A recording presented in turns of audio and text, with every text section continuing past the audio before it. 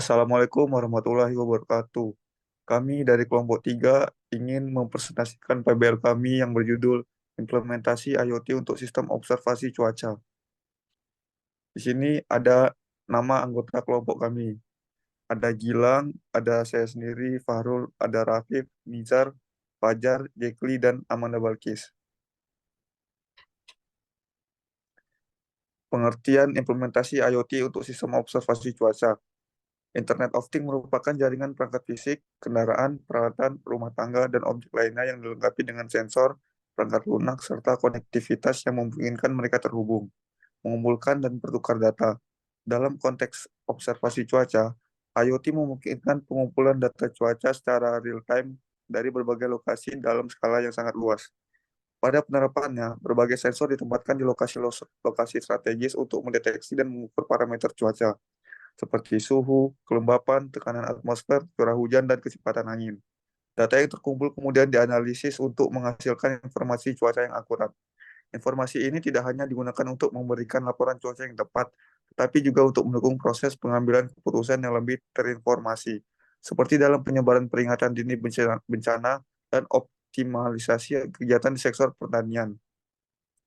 Melalui analisis mendalam, IoT berkontribusi secara signifikan dalam peningkatan efisiensi berbagai sektor yang bergantung pada kondisi cuaca. Tujuan implementasi IoT untuk sistem observasi cuaca.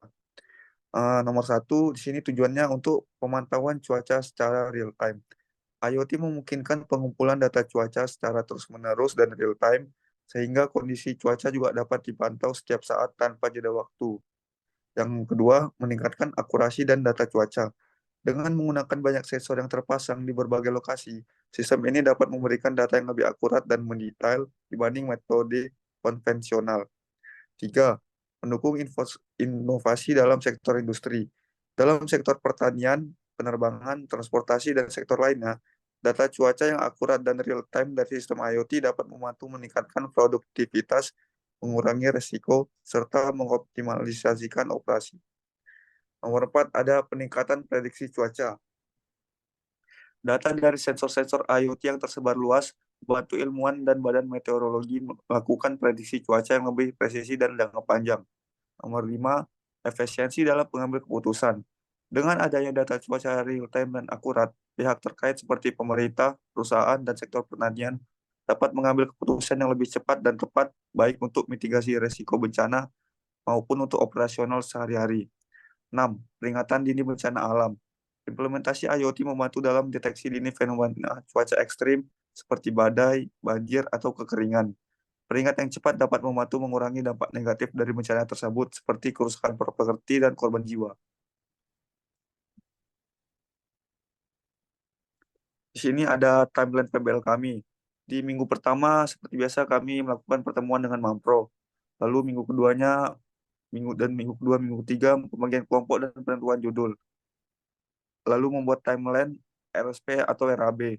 Membuat RPP di minggu ke-6, lalu membuat slide presentasi di minggu ke-7. Lalu di minggu ke-8 dan 9-nya kami sedang menunggu BHP, serta minggu ke-10 dan ke-11 kami membuat web.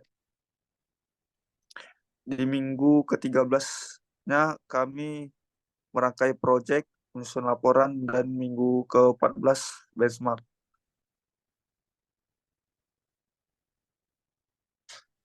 Berikut ada komponen-komponen yang akan kami gunakan. Yang pertama ada Arduino Mega 256, lalu sensor intensitas cahaya GY302. Ketiga, sensor suhu dan kelembapan udara DHT22. Keempat, microcontroller ESP322. Kelima, sensor curah hujan. Keenam, sensor arah angin. Ketujuh, sensor kecepatan angin. Lalu ada pipa kotak box, elbow pipa, dan pipa T 1 inci. Terus ada electrical implementasi IoT untuk sistem observasi cuaca. Di sini kita ada 6 komponen penting yang kami gunakan. Yang pertama sensor ada sensor curah hujan itu sendiri.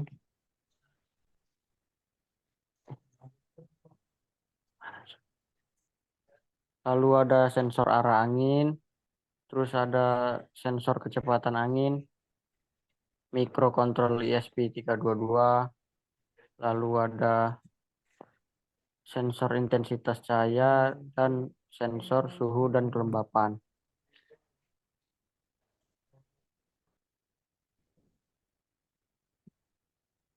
Nah, lalu ada mechanical implementasi IoT untuk sistem observasi cuaca. Ini bentuk dari mechanical kami seperti ini.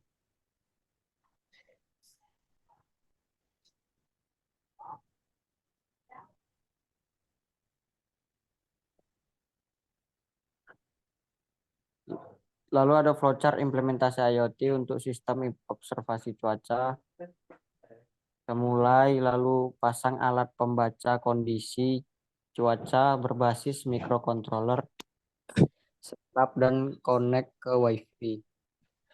Lalu alat pembaca kondisi cuaca menerima input kondisi cuaca, kecepatan angin, arah angin, intensitas cahaya, suhu, dan kelembapan udara. Terus lalu alat pembaca kondisi cuaca mengirim semua data yang diterima tadi ke server atau website setiap 10 detik. Lalu server atau website menerima data dari alat. Terus data dari alat tadi disimpan ke port. Lalu hitung data sensor. Data terakhir diperbarui dengan yang baru. Lalu tampilan data terkini dan data terakhir. Selesai. Nah, di sini ada program IoT untuk sistem observasi cuaca dari kelompok kami. Di sini saya akan menjelaskan sedikit kode program tersebut. Di sini saya membuat include DHT ini untuk menganalisasi library DHT untuk mengakses sensor DHT.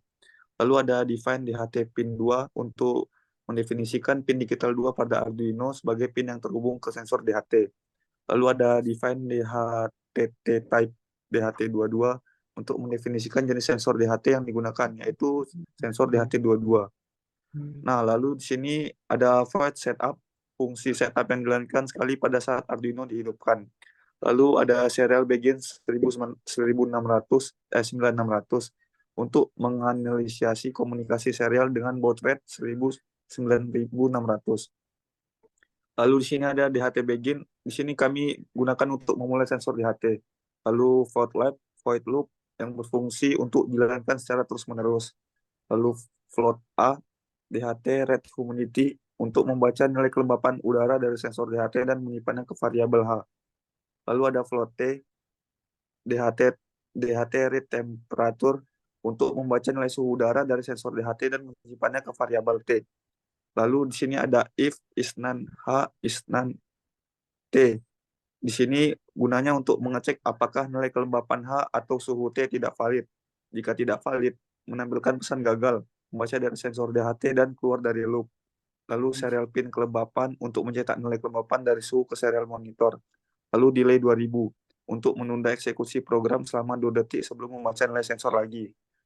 Nah, berikut sedikit penjelasan program yang kami bikin. Dan berhubung BHP presentasi dari kelompok 3 kami, berhubung BHP kami belum datang atau belum juga lengkap, maka hanya presentasi PBL inilah yang kami selesaikan terlebih dahulu. Nanti jika BHP kami sudah lengkap, kami akan mulai menyusun proyek kami. Assalamualaikum warahmatullahi wabarakatuh.